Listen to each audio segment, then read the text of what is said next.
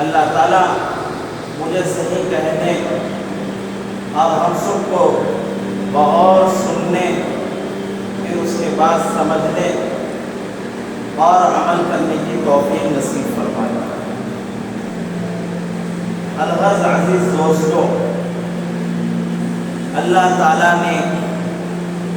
بندے کے ذمے دو حقوق دیے۔ ایک کا نام ہے حقوق اللہ اور دوسرے کا نام ہے حقوق العباد۔ حقوق اللہ کا کیا مطلب؟ حقوق اللہ یعنی اللہ کے حقوق، اللہ تعالیٰ کی عبادت کرنا،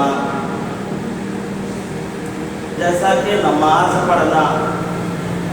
روزہ رکھنا، اللہ کا ذکر کرنا، اللہ کے کلام کی تلاوت کرنا وغیرہ، یہ ہے حقوق اللہ۔ اللہ تعالیٰ کی فرما برداری کرنا، اللہ تعالیٰ کی نافرمانی ہرگز نہیں کرنا، اللہ تعالیٰ کو ناراض نہیں کرنا، یہ ہے حقوق اللہ۔ دوسرا جو ہے وہ حقوق العباد، بندوں کے حقوق، باپ کے لیے اولاد کے حقوق، شوہر کے لیے بیوی کے حقوق، بیوی کے لیے شوہر کے حقوق، بھائی کے لیے بھائی کا بھائی کے لیے حقوق، بھائی بہن کے حقوق، پڑوس کے حقوق، رشتہ داروں کے حقوق،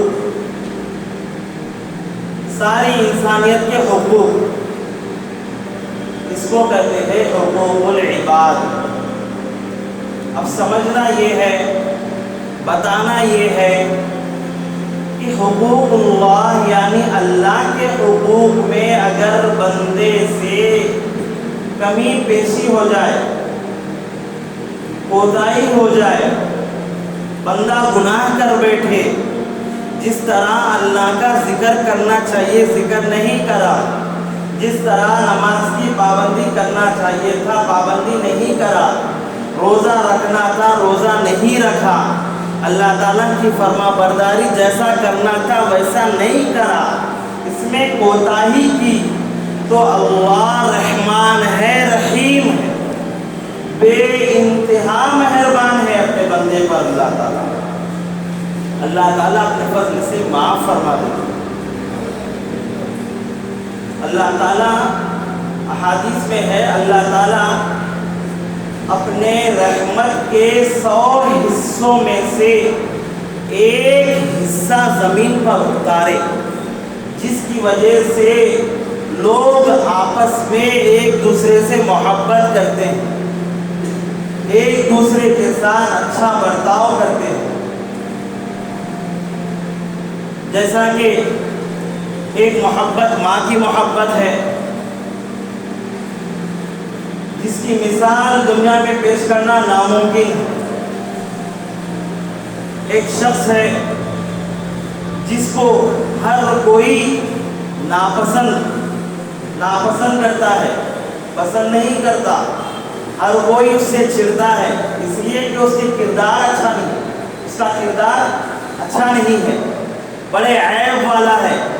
جھوٹ بولتا ہے، چوری کرتا ہے، دھوکہ دیتا ہے، لوگوں کو ستاتا ہے، بری عادتوں میں ملوث ہے، اسی لیے کوئی اس سے ملنا نہیں چاہ رہا، یہاں تک کہ اس کا نام اپنی زبان سے لینا اور کان سے سننے کو نحوست اور منحوس سمجھ رہا ہے، یہاں تک کہ ساری دنیا اسے برا بھلا کہہ رہی ہے، اس کے باوجود اس کی ماں اسے جگر کا ٹکڑا کہتی ہے، میرا کلیجہ ہے، اس لیے کہ ماں تو ماں ہوتی ہے۔ اور حدیث میں ہے، جس طرح دنیا کی ماں کے دل میں جو محبت اولاد کے لیے ہے، اس سے 70 گنا زیادہ اللہ کو بندوں سے محبت ہے۔ 70 کا مطلب 60 کے بعد کا 70 نہیں، 70 کا مطلب عربی میں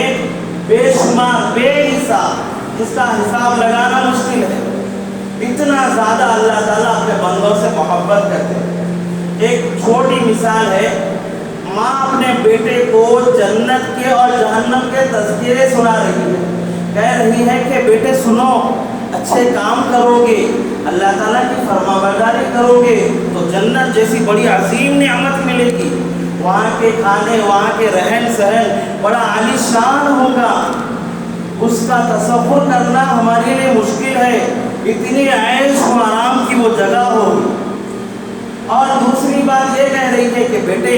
اگر یہی اللہ کی تم اگر نافرمانی کرے، یہی اللہ کو اگر تم ٹھکرائے، یہی اللہ کو چھوڑ کر غیر کی عبادت کرے، دوسروں کی عبادت کرے، اللہ کو بھول گئے، اللہ تعالیٰ کی فرما برداری نہیں کرے، تو ایسی خطرناک جہنم ہے، اگر وہاں کا ایک چھوٹا انگارہ اگر زمین پہ، سرزمین، دنیا کی سرزمین پہ گر جائے تو ساری دنیا بھسم ہو جائے گی، جل کر راکھ ہو جائے گی۔ ایسی خطرناک جہنم وہ اللہ تعالیٰ برے عمل کرنے پر دے گا۔ تو بچہ معصوم تھا،